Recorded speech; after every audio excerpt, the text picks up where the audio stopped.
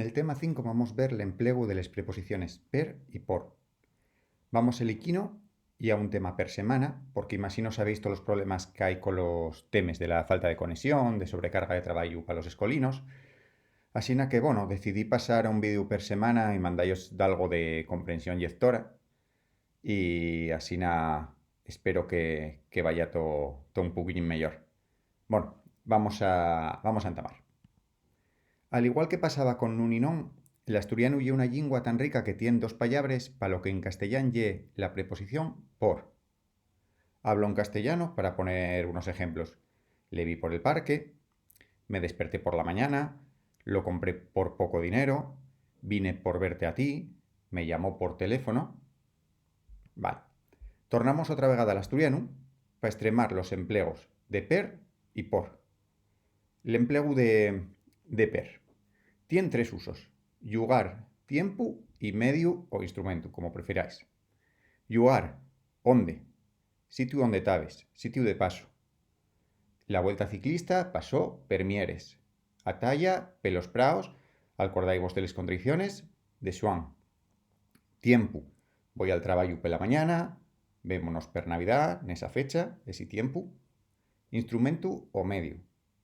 Llámame per teléfono, échenlo per televisión, búscalo per internet, mándalo per carta, ¿vale? Y el más complicado, por eso pongo muchos ejemplos. Empleo de por. Mirai, dice que ya era un tema facilino, y es verdad. Vamos a ver ahora cómo no tener que empollar todo esto de causa, de a favor de sin, de manera, de valor, complemento asiente, ¿vale? Solo echáis una huella, y si tenéis dudas podéis venir para aquí. Esta y la diapositiva importante. Y es tan fácil que en esta tenemos todo lo que necesitamos, ¿vale? El empleo de per, llugar, tiempo y medio o instrumento. El resto de casos, por. O sea, si nun ye llugar, si nun ye tiempo, nun ye medio, empleamos por. Y no hay más. Esas contradicciones que vos pongo ahí son voluntarias. Si vos gusta decir voy per allí, perfecto. Quien prefiera decir voy pellí, también está bien. Simplemente que lo sepáis por si lo habéis escrito en algún libro y tenéis dudas. Y nada más.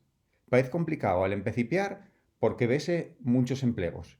Pero ya veis, per, lugar, tiempo, instrumento. Para todo lo demás, por, como en el anuncio. Venga, un abrazo.